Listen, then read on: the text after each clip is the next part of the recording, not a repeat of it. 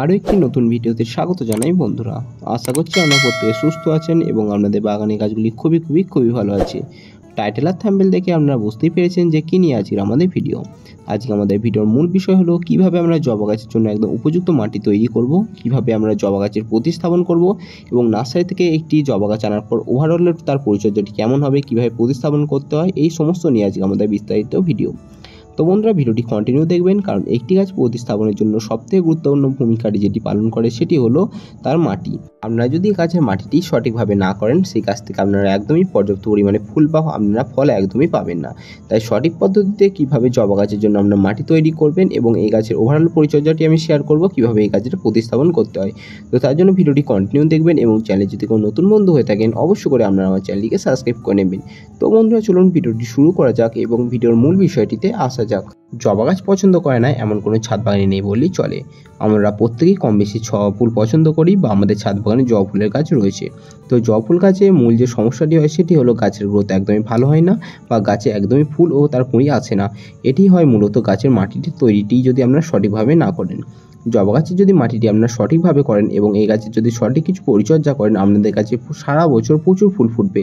আপনারা অলরেডি আমার ভিডিওগুলিতে দেখেছেন যে আমার ওইটুকুনি জবা গাছ থেকে আমি কত পরিমাণে ফুল পাই। তো আমি যেভাবে এই গাছের মাটি তৈরি করতে বলবো, এটি হলো সব গাছের জন্য একদম আদর্শ মাটি। এই মাটিটি তৈরি করে আপনারা সব ধরনের গাছ প্রতিস্থাপন করতে পারেন।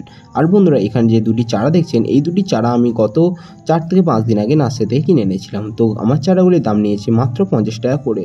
তো গাছগুলির কাছে প্রতিস্থাপন করব, তো কিভাবে আপনারা এই গাছে মাটি তৈরি করবেন এবং এই গাছটিকে কিভাবে প্রতিস্থাপন করবেন এবং এই গাছের ওভারঅল পরিচর্যাটি আমি আপনাদেরকে শেয়ার করব। তো কিভাবে আমরা জবা গাছে মাটি তৈরি করব, চলুন আমরা দেখে নিই। বন্ধুরা, আমি এখানে গত 2 দিন আগে আমি আমার জবা গাছগুলিকে প্রতিস্থাপন করার জন্য মাটিটিকে তৈরি করে রেখেছিলাম। তো কোন জিনিস আমি কতটা অনুপাতে ব্যবহার করেছি চলুন আমরা জেনে নিই।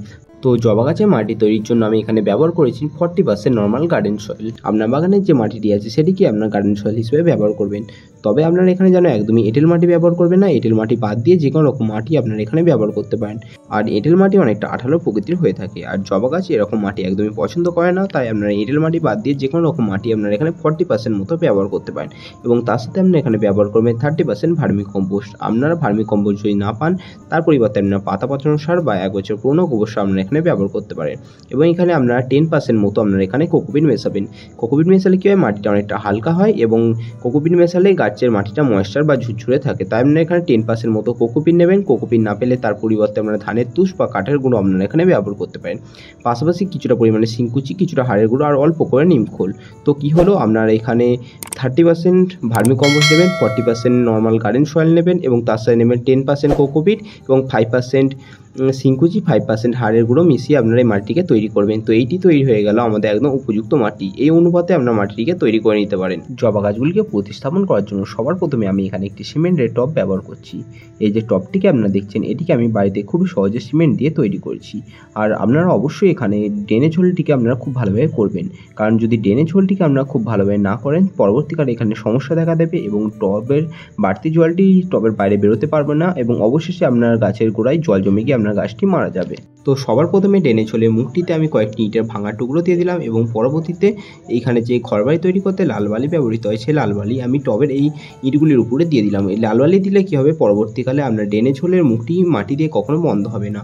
এরপর ড্রেনেজ হোলটিকে খুব ভালোভাবে করার পর এখানে আমি টবে কিছুটা পরিমাণে মাটি ভরে নিলাম। তারপরে এখানে গাছটিকে আমরা প্রতিস্থাপন করব। তো মাটিটিকে আপনারা এখানে একটু চেপে নেবেন, কারণ ভেতরে যদি হাওয়া চলাচল করে পরবর্তীকালে সেখান থেকে ফাঙ্গাস লাগার সম্ভাবনা থাকে। এরপর আমি এখানে প্যাকেটটিকে গাছ থেকে আলাদা করে নেব। তো এখানে অনেকেই ভুল করেন, যেটি হলো প্যাকেটটিকে বাঁচাতে গিয়ে আপনারা এখানে অনেকটা টানাটানি করেন এবং প্যাকেটটিকে না কেটে আপনারা গাছটিকে বার করতে চান। তো এটি একদমই করবেন না, কারণ একটি প্যাকেট বাঁচাতে গিয়ে আপনার গাছটি অবশেষে দেখবেন মারা যাবে। কারণ কি হয়, প্যাকেটটিকে টানাটানি করার ফলে অনেক সময় গাছের শিকড়গুলি ছিঁড়ে যায়। তো দেখুন, খুবই সহজে আমি এখানে প্যাকেট থেকে গাছটিকে আলাদা করে নিলাম। এরপর গাছটিকে আমি এখানে প্রতিস্থাপন করব। তো গাছটিকে আমি এখানে মাটির কিছুটা ভিতর অবধি ঢুকিয়ে নিলাম এবং চারি সাইড দিয়ে খুব ভালোভাবে আমি এখানে মাটি দিয়ে দেবো। তো মাটি দেওয়ার সময় আপনারা খুব ভালোভাবে মাটি দেবেন, কারণ কি হয়, মাটির ভেতরে যেন একটু গ্যাপ না থাকে। গ্যাপ থাকলে কী হবে, পরবর্তীকালে সেখানে ফাঙ্গাস লাগার সম্ভাবনা থাকে। আর টব থেকে আপনারা 2 ইঞ্চি মতো টব আপনারা ফাঁকা রাখবেন, কারণ পরবর্তীকালে সেখানে সার জল আপনারা দেবেন। তাই 2 ইঞ্চি মতো আপনারা ফাঁকা রাখবেন এবং বাদবাকি মাটি দিয়ে আপনারা ভরাট করে দেবেন। তো গাছটি আমার এখানে প্রতিস্থাপন করা হয়ে গিয়েছে। এরপর আমরা গাছে ভরপুর জল দিয়ে দেবো। তো গাছটি প্রতিস্থাপন করার পর আপনারা গাছটিকে খুব ভালোভাবে ভিজিয়ে দেবেন। আর আপনারা প্রথমেই যেন একদম অতিরিক্ত পরিমাণে আপনারা টব ভাসিয়ে জল দেবেন না, কারণ জলটি না শুকালে কী হয়, অনেক সময় গাছের শিকড় ড্যামেজ হয়ে যায় এবং অবশেষে আপনার গাছটি মারা যায়। তাই প্রথমবারে যেন একদম অতিরিক্ত পরিমাণে জল দেবেন না।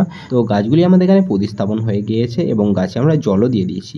এরপর চলুন আমরা এই গাছটি প্রতিস্থাপন করার পর এই গাছে আমরা কীভাবে পরিচর্যা করব, কি খাবার দেবো এবং এই গাছের ওভারঅল পরিচর্যাটি আমরা জেনে নেব। তো কিভাবে আপনারা এই গাছে পরিচর্যা করবেন চলুন আমরা জেনে নিই। তো গাছটি প্রতিস্থাপন করার পর আমাদেরকে সবার প্রথম যে পরিচর্যাটি করতে হবে, এই গাছটি প্রতিস্থাপন করার পর এটিকে একদম ডাইরেক্ট সানলাইটে রাখা হবে না বা খোলা আকাশের নিচে একদমই রাখা যাবে না।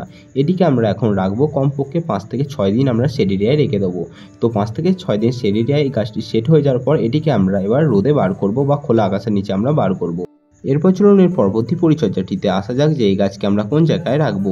তো এই গাছকে আমরা এমন জায়গায় রাখবেন যেখানে কমপক্ষে 5 থেকে 6 ঘন্টা রোদ আপনার গাছে অতি অবশ্যই পায়।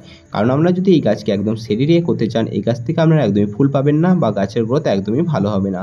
তাই এই গাছকে আপনারা 5 থেকে 6 ঘন্টা রোদ পায় এরকম অংশে রাখার চেষ্টা করবেন। তাহলে দেখবেন আপনার গাছ দ্রুত গতিতে বাইরে উঠতে শুরু করেছে, গাছ দ্রুত ঝাঁকড়া হতে শুরু করেছে এবং গাছে প্রচুর ফুল ফুটতে শুরু করেছে। আর যদি সেড এরিয়ায় রাখেন এই গাছ থেকে আপনারা একদমই পর্যাপ্ত পরিমাণে ফুল আপনারা পাবেন না। আর বন্ধুরা, আমার এই সিমেন্টের টবটি কেমন হচ্ছে অবশ্যই কমেন্ট করে জানাবেন।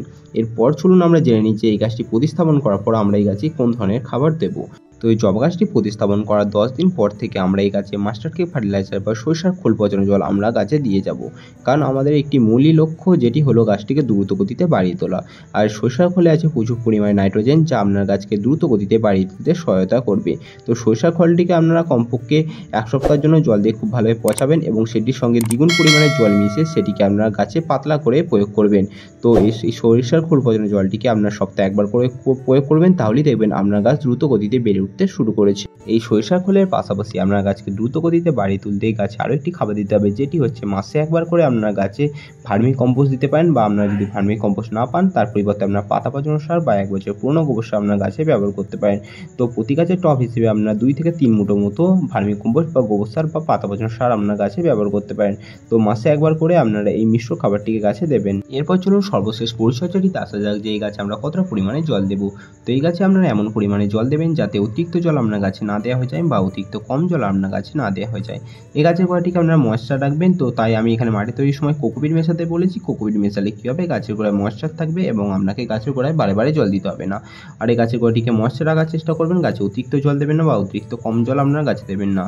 তো বন্ধুরা, এই ছিল আজকের ভিডিওটি কেমন লাগলো অবশ্যই কমেন্ট করে জানাবেন। এবং যেভাবে আমি এই গাছটি প্রতিস্থাপন করে দেখালাম, যেভাবে গাছে মাটি তৈরি করে দেখালাম এবং এই গাছের যে ওভারঅল পরিচর্যাটি আমি আপনাদেরকে শেয়ার করলাম, সেভাবে যদি আপনারা মেনে চলেন এবং এইভাবে যদি আপনারা গাছটি প্রতিস্থাপন করেন, তো গাছের গ্রোথ হবে দেখার মতো, গাছ দ্রুত গতিতে বেড়ে উঠতে শুরু করবে। তো বন্ধুরা, ভিডিওটি কেমন লাগলো অবশ্যই কমেন্ট করে জানাবেন। চ্যানেলে কোনো নতুন বন্ধু হয়ে থাকে অবশ্যই করে আপনার আমার চ্যানেলটিকে সাবস্ক্রাইব করে নেবেন।